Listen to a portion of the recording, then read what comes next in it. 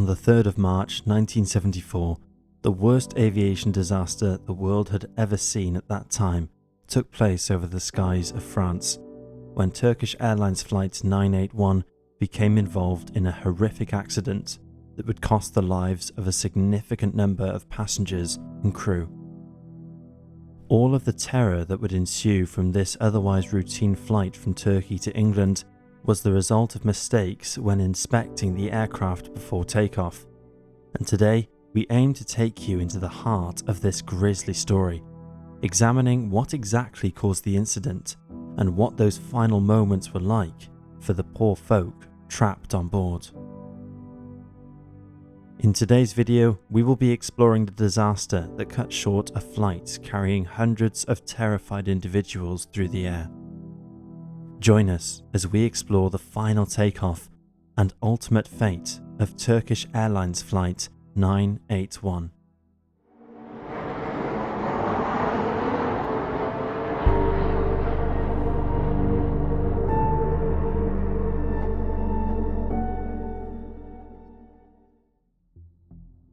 Turkish Airlines Flight 981, otherwise known by the codes TK981 or THY981, was a trip that was intended to depart from Istanbul Yishikay Airport on the 3rd of March 1971, destined for London Heathrow Airport just a few hours later.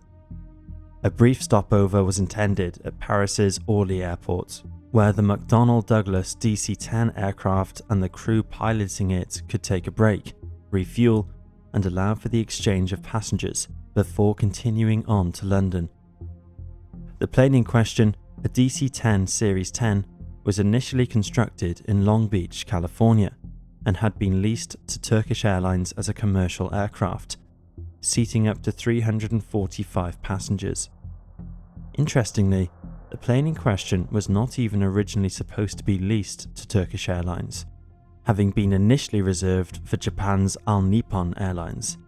Shortly before the exchange, All Nippon Airlines were bribed by US aerospace company Lockheed, a scandal that would see them select the Lockheed L-1011 TriStar aircraft instead.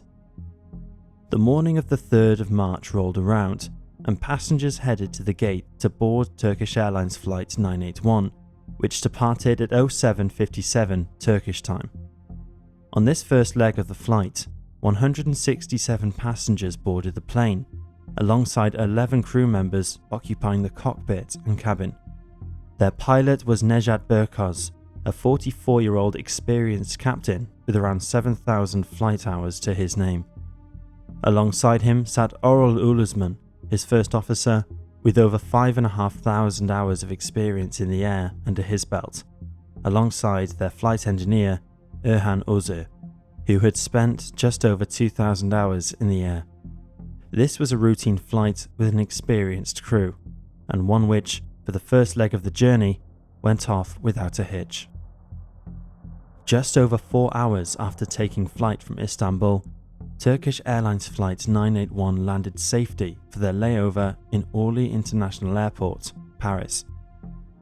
The time was 2 minutes past 11 in the morning, and while 50 passengers left the plane to either catch an exchange flight or head into Paris, 335 passengers were present upon departure, 2 of which sat in first class, with the rest bringing the economy class seats to full capacity. This was unusually full for this flight, but a British European Airways strike that week led many individuals headed for Britain to board this flight instead, after finding themselves stranded at Orly International Airport. The extra passengers boarding last minute led to a 30-minute delay in departure time for the aircraft, but other than that, it seemed like everything was running normally. At 12:32 Paris time, Turkish Airlines Flight 981 left Orly International, destined for London just under an hour and a half later. The plane left the airport facing east, turning north shortly after takeoff. At around 23,000 feet, or 7,000 meters, the crew were cleared to steer west towards the British Isles, just as they flew over the commune of Meaux, around 25 miles northeast of Paris. Shortly after they changed course, Absolute chaos broke out as a tremendous bang, followed by the rumbling of engines and wind, signaled the departure of the rear left cargo door as it was blown from the side of the aircraft. Panic ensued amidst the plane as the difference in air pressure caused parts of the cabin floor to be torn from the surrounding area and out of the open hatch, launched out into the open sky. This is what caused the first deaths on board the flight, as 6 occupied passenger seats were torn from the craft along with the floor below them. The 6 individuals that were ejected from the plane here were Japanese passengers, later identified when their bodies fell from the sky into a turnip field near the town of St. Pathos. The removal of the cargo door spelled disaster for the rest of the flight. Along with the section of plane that was torn out were both the primary and backup control cables that allowed the pilot to operate the rudders, elevators, and second engine. Desperately, the captain attempted to regain control of the plane, but when he attempted to use the second engine's throttle, he found that it had been snapped shut, something that had happened automatically when the door flew off and the cables were severed. Several thousand meters in the air, and without any hope of controlling the craft, disaster had been spelt for the passengers and crew in a matter of seconds. As Captain Nejat Berkoz continued his futile attempt at regaining control of the aircraft, the plane began to pitch downwards at a 20-degree angle. As it plummeted through the air, it began to pick up a great deal of speed, meaning that any collision with the ground would be all the more deadly for those trapped on board. At this point, the crew attempted to alert controllers back at the airport that disaster had struck. At their end, an eerily distorted transmission came through, upon which Captain Berkoz could be heard screaming, "The fuselage has burst," in Turkish, followed by "Speed," as he tried the throttles once more. Due to its immense speed of around 487 miles per hour, the plane did manage to lift its nose slightly before it collided with the ground, but all hope was lost as the craft started to descend once more. Below them now was the vast expanse of the Ermenonville forest, an almost 13 square mile national park compacted with dense pine trees, rocks, and fluctuating altitudes. There were few worse locations for a plane to be plummeting towards the ground at such speed. And sure enough, just 70 seconds after the cargo door blew off, Turkish Airlines Flight 981 collided with the ground, killing every single person on board in a devastating crash. As the plane slammed into the trees below, it shattered into thousands of pieces. So many that it became difficult for attendants on the scene to tell just how much of the plane was damaged before it hit the ground. It is thought that the plane smashed into enough pieces that any fires that would usually be caused by the crash were minimal, as there simply was not enough large material left to burn. Worse still was the impact to the passengers and crew on board the plane. Following the news of the impact reaching controllers, rescue efforts were immediately issued to investigate the region, but what they saw was a sight of true horror. Only 40 people on board the flight could be identified visually, as the impact had not only shattered the plane, but the people on board it too. Only 148 of the 364 passengers on the plane were able to be identified after this, as they and all of their belongings had been damaged so greatly in the accident. It is estimated that over 20,000 individual body parts were gathered from the site as rescuers attempted to search for signs of life and identify those who had perished.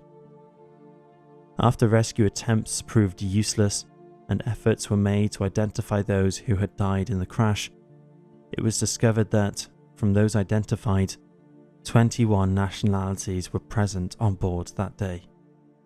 The majority of these people were British, with large numbers of victims also coming from Japan, Turkey, the United States, and France.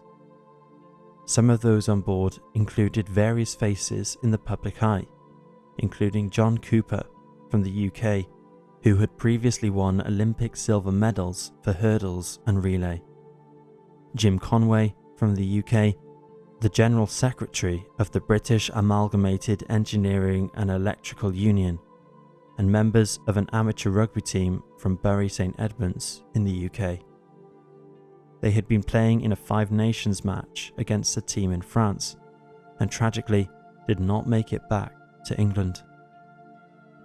Other victims of the crash included individuals from Brazil, Australia, Argentina, India, Pakistan, Senegal, and Vietnam. Following the disaster, the French Minister of Transport issued an investigation to be conducted into what happened to the plane in order for such a tragedy to be caused. The inquiry drew particular attention from countries that had lost large numbers of citizens in the crash, namely the UK, USA, and Japan. The investigation pointed to a heartbreaking yet painfully simple conclusion. The cargo door that blew off the side of the aircraft, causing the disaster, had not been attached properly in a previous stop in Turkey. The latching mechanism was adapted so the cargo door could open outward, meaning that there was more room for storage in the cargo hold. These modifications affected the ability of the plane to deal with pressure at high altitudes, and, ultimately, the latching system holding the door together failed when the pressure became too great to withstand. Whereas the door would usually be able to withstand the 300 psi of air pressure, the stunted door could only withstand a mere 15 psi. When the door blasted off the side of the plane, it took with it key components that helped the pilot control the aircraft, rendering the plane little more than a vessel plummeting nose first to Earth. McDonnell Douglas, the manufacturer of the plane involved in the crash, later faced several lawsuits from the families of the victims on board the plane that day. In court, they attempted to pass blame onto the Federal Aviation Administration for not issuing the flight with suitable airworthiness documentation, but this proved a weak defense. McDonnell Douglas and Turkish Airlines later agreed to settle for around $100 million, which was distributed amongst the families of those who had lost loved ones that day. The latching mechanism on the DC-10's door was later changed to be safer for future flights, and a monument to those who died stands in the Ermenonville forest to this day. The names of those identified from the wreckage have been engraved into the surrounding stone, and flowers are often left at the site to honour the victims. The fate of Turkish Airlines Flight 981 is a chilling reminder of what can take place when just one component of an aircraft is not suitable for flight. Had the latching mechanism been different that day, over 300 lives would have not been lost, and thousands of individuals amidst the families of those who died would have been able to see their loved ones return safely that day. Our thoughts are with the family and friends of those who died on that terrifying day in 1974.